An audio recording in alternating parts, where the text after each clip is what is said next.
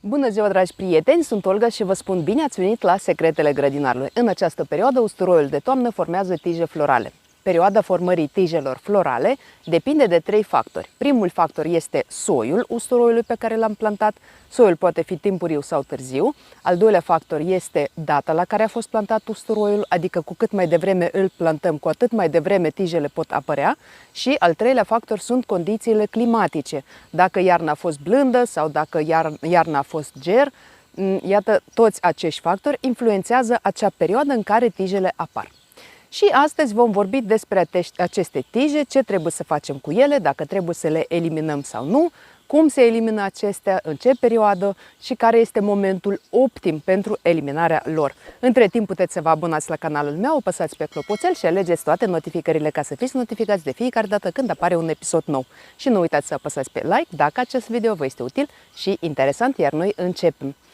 Tijele florale trebuie eliminate, pentru că dacă nu le eliminăm, ele vor consuma acei nutrienți care sunt atât de necesari pentru formarea bulbului. Și dacă tijele florale nu sunt eliminate deloc, atunci bulbul usturoiului nu va fi atât de mare pe cât ne așteptăm noi și căței vor fi mai mici decât ar trebui să fie ei în mod normal.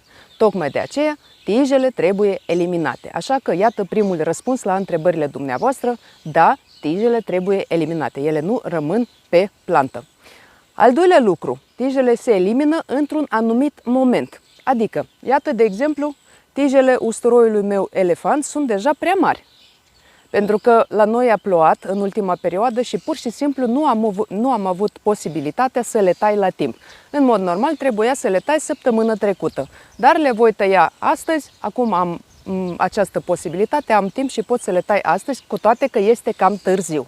Când, în mod normal, când trebuie să le eliminăm? Aici părerile specialiștilor puțin diferă, pentru că unii spun că tijele trebuie eliminate imediat cum au apărut, adică când le vedem că ele apar, imediat trebuie tăiate, însă în cazul acesta noi eliminăm doar vârful, da? Acest vârf pe care îl vedem de la bun început, îl eliminăm, iar tija va crește în continuare, fără acest vârf. Și atunci tija, crescând în continuare, chiar dacă nu are vârf, ea va consuma acei nutrienți care sunt atât de necesari pentru formarea bulbului. De aceea, nu este o idee bună să le eliminăm de la bun început. Doar dacă dumneavoastră aveți suprafețe mici de usturoi, puteți să efectuați această procedură de 2 ori. Prima dată tăiați vârful proaspăt apărut, apoi mai așteptați ca tija să mai crească vreo 10-15 cm și o tăiați. Și în cazul acesta ea nu va mai crește deloc. A doua opinie este că eliminarea tijelor se efectuează atunci când tija începe să se curbeze, adică atunci când începe să se formeze acea spirală. Usturoiul elefant nu formează spirală, așa că la mine nu se vede, dar dacă la dumneavoastră este un usturoi clasic, românesc, puteți observa că prima dată tija crește dreaptă, apoi se spiralează și pe urmă iară din nou crește dreaptă. Când începe să se formeze această spirală, atunci se elimină această tijă. Și în cazul acesta, de asemenea, se consideră că este târziu să eliminăm tija când ea deja formează spirală. A treia opinie, pe care și eu o consider cea mai bună, adică varianta optimă, este atunci când tija pe care o observăm are deja între 10 și 20 de centimetri, atunci o eliminăm. Nu așteptăm ca ea să crească prea mare, doar 10-20 maxim de centimetri o eliminăm. Și atunci când o eliminăm, rămâne doar o parte din această tijă, cam 1 centimetru de la bază. Adică din acest loc de unde ea se formează, lăsăm 1 centimetru și restul eliminăm. Cum se elimină tijele? Normal, tijele se elimină cu ajutorul unei foarfeci sau unui cuțit bine ascuțit.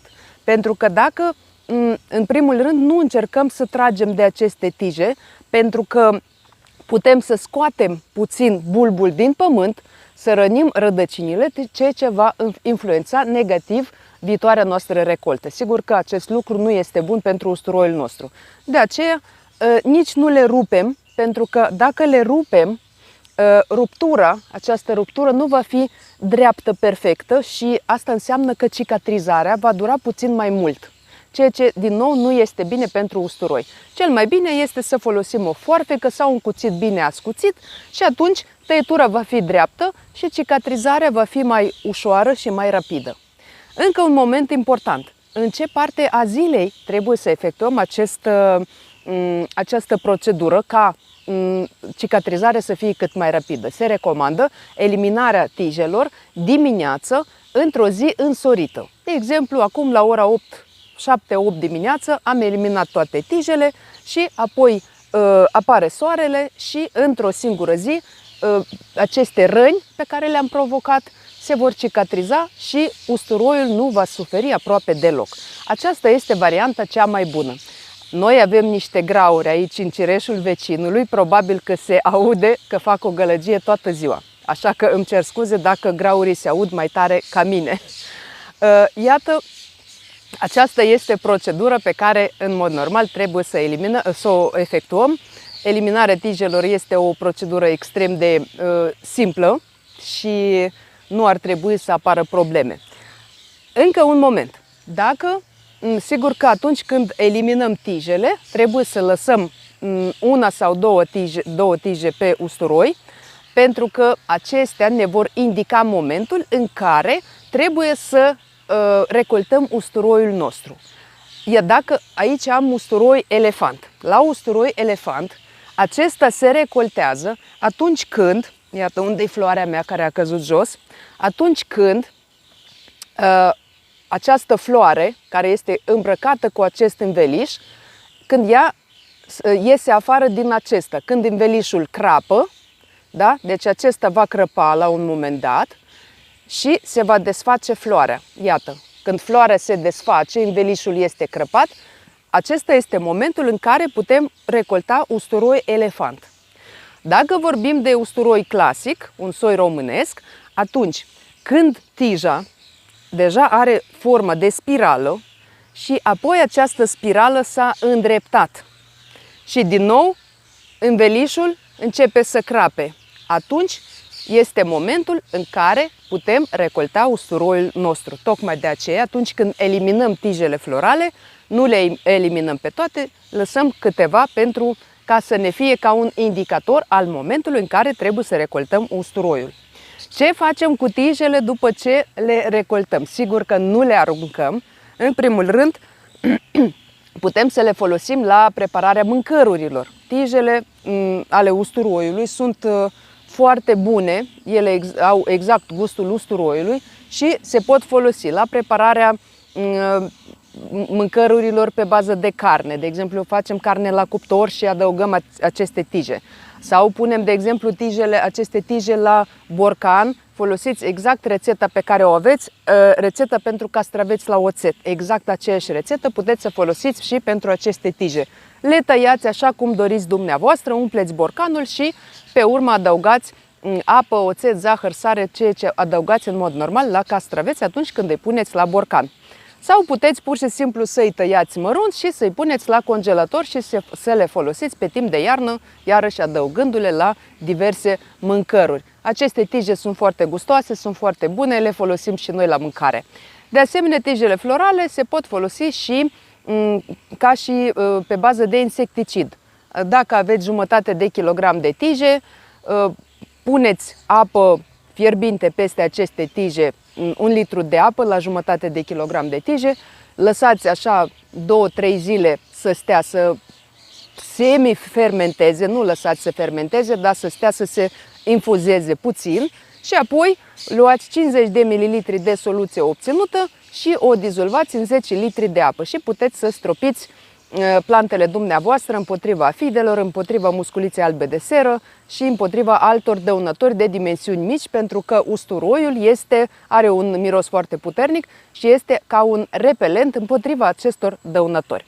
Așadar, dragi prieteni, nimic nu se aruncă, totul se poate folosi. inclusiv aceste tije florale. Sper că am reușit să răspund la întrebările dumneavoastră. Acum știți când și cum se efectuează tăierea tijelor florale la usturoi și de ce trebuie să efectuăm această procedură simplă, dar atât de importantă, pentru că neeliminarea acestor tije poate duce la o scădere considerabilă a recoltei noastre de usturoi. Eu vă mulțumesc că și astăzi ați fost alături de mine. Ca de obicei, vă aștept în comentarii cu întrebări și sugestii. Dacă nu ați reușit să vă abonați la canalul meu, puteți să o faceți acum. Apăsați pe clopoțel și alegeți toate notificările ca să fiți notificați de fiecare dată când apare un episod nou. Și nu uitați să apăsați pe like dacă acest video vă este util și interesant. Eu vă mulțumesc și vă doresc sănătate, spor în toate și recolte bogate. Ne vedem data viitoare. La revedere!